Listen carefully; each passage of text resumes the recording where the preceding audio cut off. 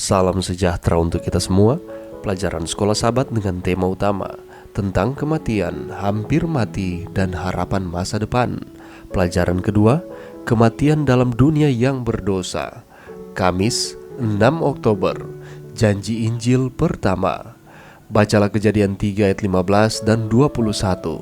Harapan apa yang dapat ditemukan dalam ayat ini bagi seluruh umat manusia? Kejadian 3 menggambarkan tragedi mengerikan yang mengambil alih dunia setelah kejatuhan.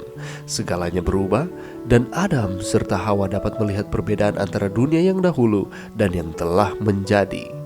Namun, di tengah frustrasi dan keputusasaan mereka, Tuhan memberi mereka kepastian untuk masa kini dan harapan untuk masa depan. Pertama, Dia mengutuk ular dengan kata harapan mesianik. Dia menyatakan, "Aku akan mengadakan permusuhan antara engkau dan perempuan ini, antara keturunanmu dan keturunannya. Keturunannya akan meremukkan kepalamu, dan engkau akan meremukkan tumitnya." Kejadian 3 ayat 15. Kata permusuhan dalam bahasa Ibrani, Eibah, menyiratkan tidak hanya kontroversi kosmik yang bertahan lama antara yang baik dan yang jahat, tetapi juga penolakan pribadi terhadap dosa yang telah ditanamkan oleh kasih karunia Allah dalam pikiran manusia. Secara alami, kita sepenuhnya jatuh dan hamba dosa. Namun, kasih karunia yang Kristus tanamkan dalam setiap kehidupan manusia menciptakan permusuhan terhadap iblis dalam diri kita. Dan permusuhan inilah hadiah ilahi dari Eden yang memungkinkan kita untuk menerima kasih karunia-Nya yang menyelamatkan. Tanpa anugerah yang mengubah dan kuasa yang memperbarui ini, umat manusia akan terus menjadi tawanan iblis, seorang hamba yang selalu siap untuk melakukan perintahnya. Tuhan selanjutnya menggunakan hewan korban untuk mengilustrasikan janji mesianik ini. Ketika Adam, menurut petunjuk khusus Tuhan, membuat persembahan untuk dosa, itu adalah upacara yang paling menyakitkan baginya. Tangannya harus diangkat untuk mengambil kehidupan yang hanya dapat diberikan oleh Tuhan dan memberikan persembahan untuk dosa. Ini adalah pertama kalinya dia menyaksikan kematian. Saat dia memandang korban yang berdarah, menggeliat dalam penderitaan kematian, dia harus menantikan dengan iman kepada anak Allah yang digambarkan oleh korban yang akan mati sebagai korban manusia. The Story of Redemption, halaman 50. Bacalah 2 Korintus 5 ayat 21 dan Ibrani 9 ayat 28. Apakah yang diajarkan ayat-ayat ini tentang apa yang pertama kali diungkapkan di Eden? Mengetahui bahwa mereka pada akhirnya akan mati, Adam dan Hawa meninggalkan Taman Eden. Tetapi mereka tidak pergi telanjang atau dengan penutup daun arah mereka.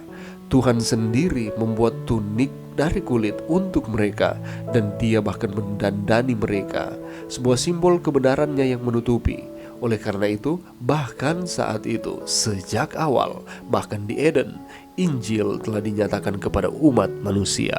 Pelajaran yang bisa kita dapatkan pada saat ini, harapan muncul melawan semua keputusasaan.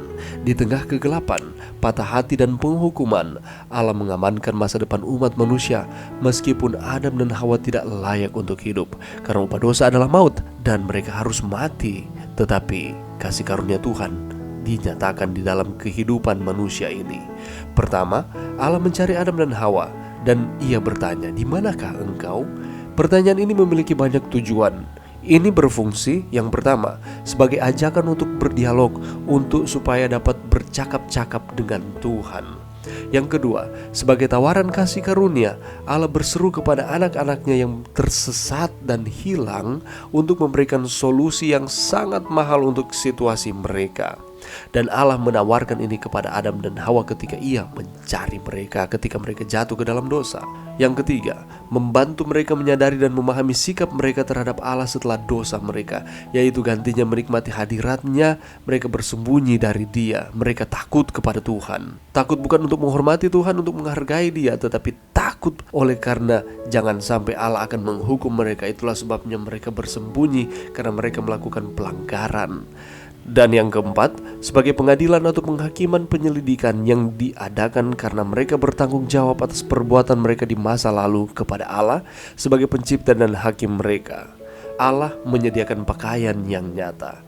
Karena ketelanjangan, pasangan pertama lebih dari sekedar fenomena fisik, maka secara analogis pakaian Allah mewakili lebih dari sekedar pakaian fisik.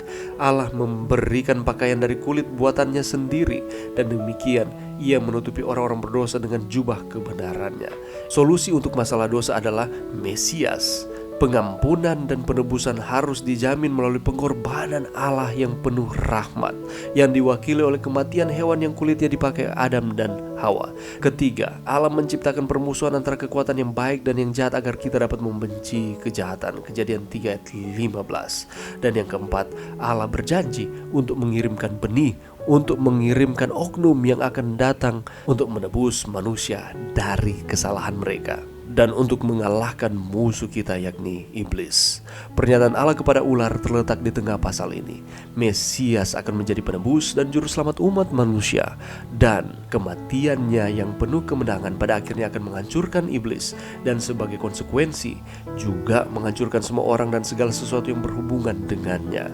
Mesias adalah pemenang dan memberikan kemenangan kepada semua orang yang terhubung dengannya, dan kemenangan akhir dijamin olehnya. Kita bersyukur kepada Tuhan bahwa Allah memberikan janji kepada nenek moyang kita ketika mereka jatuh ke dalam dosa. Kejadian 3 ayat 15 merupakan janji yang diberikan oleh Tuhan. Ini adalah Injil pertama, kabar baik pertama yang diberikan Tuhan kepada umat manusia, bahwa Allah tidak akan tinggal diam. Ia akan menyelesaikan masalah dosa ini dengan mengirimkan anak yang dikasihinya yakni Yesus Kristus mati bagi saudara dan saya, dan menyelesaikan akan masalah dosa ini.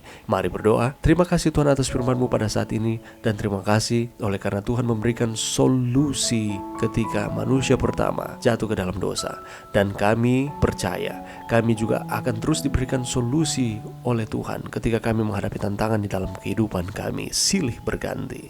Ini doa kami di dalam nama Yesus. Amin.